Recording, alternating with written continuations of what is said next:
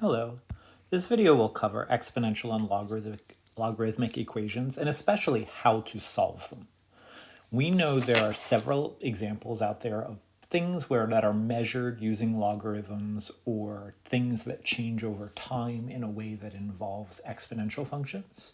So sometimes in order to gain information, we need to solve an equation that has one of these.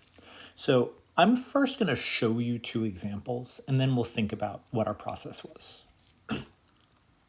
So our first one, we have 3 times 1.04 to the t power equals 30. And the instruction is to solve this. I need to figure out what is the value of this variable t. So we want to get that by itself. So that's on the left-hand side. So we want to strip away other things on the left-hand side. What we might notice is we have this extra 3, right? So we can just divide each side by 3.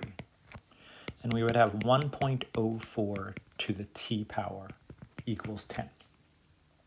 So what we have here on the left is just an exponential function.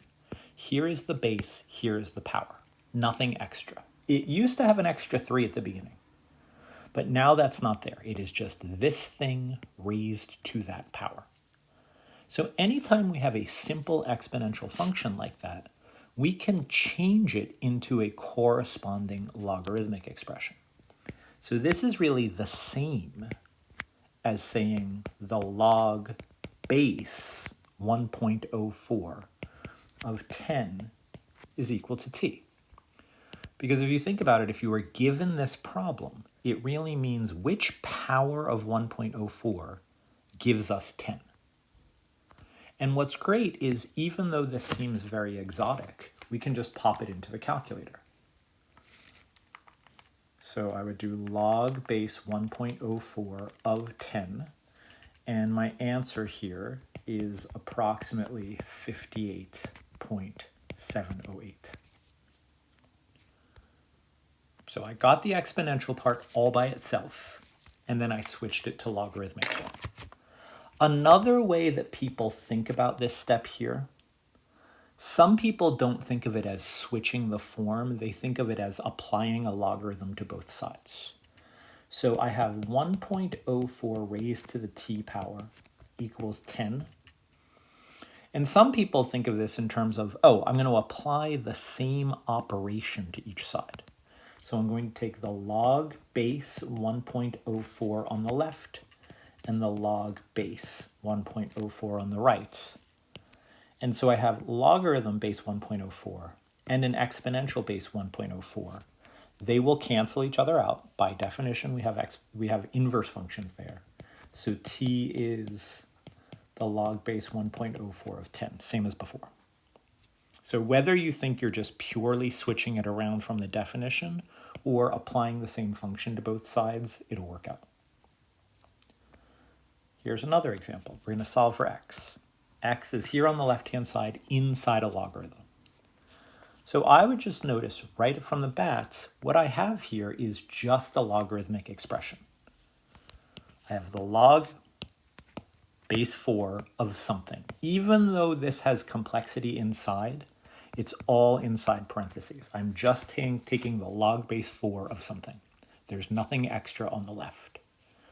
So again, I can switch it around. In the previous example, we had an equation with an exponential in it, and we switched it into an equation with a logarithm. We can do that in reverse. We can look at this equation and say, oh, what this means, remember the base stays the same. The base of 4 raised to the 5th power is equal to 3x minus 1. Or another way that some people look at that, we can imagine applying the same operation to each side. You could say 4 raised to the power of the entire left-hand side is equal to 4 raised to the power of the entire right-hand side. And again, there's cancellation. Power base 4, logarithm base 4, they cancel each other out. And we have 3x minus 1 equals 4 to the 5th, right? Same thing, just the left-right are switched depending upon how you think about it. So now, 4 to the 5th, in theory, you could multiply that out, but a calculator would be fine here. 4 to the 5th is 1024. So 3x minus 1 is 1024, which means 3x is 1025, which means x is 1025 over 3.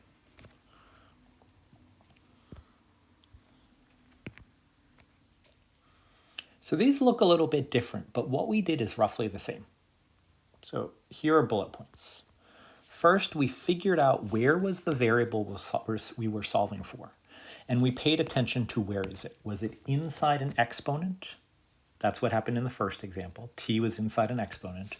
Or was it inside a logarithm? Here, the x was inside the argument of the logarithm. If necessary, right, so I'll say if necessary, maybe you don't need to, we do whatever algebra we need to do so that the side with the variable has only the exponential expression or only the logarithmic expression. So for example, for this one, my original left-hand side had this exponential expression, but multiplied by 3. I need to get rid of that 3. I want to have just base to power. Here, I want to have just logarithm with a base of something, which is what I already had, so I didn't need to change anything. But do whatever you need to do to get it by itself. If there's a coefficient in front, you're not done. Even if there's a negative sign in front, you're not done. Then, once you have an expression like this, that's just purely exponential equals something, or purely logarithmic equals something, you switch the form. You can think of that as rewriting, or you can think of that as applying the same operation, logarithm or exponent, to both sides to create the cancellation. But just do either one of those to get a different form. Then presumably you'll have something that you can put in your calculator, and maybe you need to do a little bit of extra algebra or arithmetic like I did here. Right? The 4 to the 5th went in the calculator. I still didn't have x all by itself, but I got it pretty quickly. So on this page, there are 4 examples to try. Hit pause and do as many as you can. All right, I hope you have done that. So for this first one, I noticed that my x is in this exponent here. But my left-hand side is not just exponential. It's 2 to the 2x, and then there's this minus 7. That's not part of the exponential, it's just extra. So the very first thing I would do is I would add 7 to each side. So I have 2 to the 2x equals 17. Now I can change the form. And I'll think of this as taking the log base 2 of the left-hand side equals the log base 2 of the right-hand side.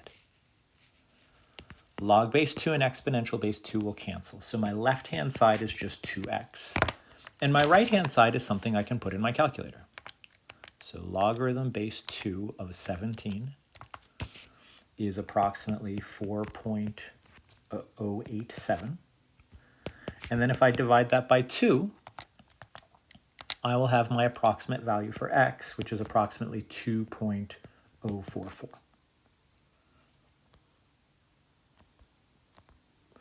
All right, part B. Again, the variable is inside the exponent. But here, the exponential expression is all by itself. Structurally, you can think this entire thing is the exponent. So I have the base of 3 raised to the exponent x minus 5. So I could do a log base 3 of both sides. Log base 3 of 3 to the x minus 5 equals log base 3 of 11. Log base 3 and exponential base 3 cancel each other out on the left-hand side. On the right-hand side, I can use my calculator. Log base 3 of 11 is approximately 2.183. And then to get x, I just add 5 to each side. So this is approximately 7.183, approximately.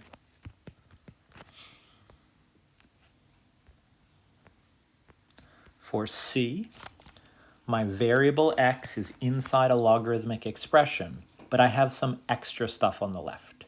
So first, I'll just get rid of that 5. Let's subtract 5 from each side. and I have negative log base 10 of x is equal to 2. Now I still don't have that logarithmic expression by itself because there's still this minus in front. Don't do anything until it is just a logarithm or just an exponential. But I can negate each side. So I can say log base 10 of x equals negative 2. Now I can get rid of the log by just applying 10 to a power to each side. 10 to this entire left-hand side equals 10 to this entire right-hand side. Oops, this should be base 2, right? That's base 10.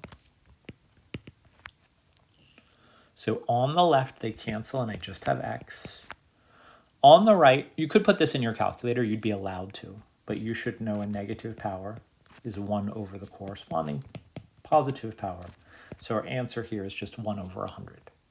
Theoretically, a problem that didn't require the calculator. All right, one more. Again, the variable is inside the logarithm, but in this case, we just have a logarithmic expression, log base 2 of something, all in parentheses.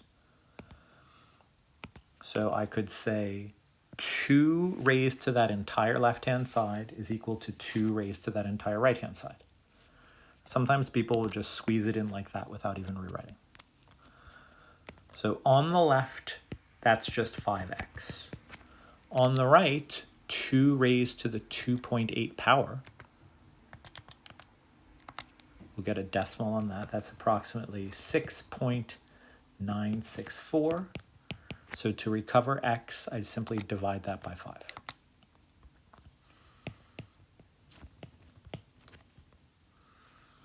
So there we go. Once you remember that these are inverse operations, if you have one of them, you can use the other to cancel it out. And then the calculator does all the hard work. So that's it for this video.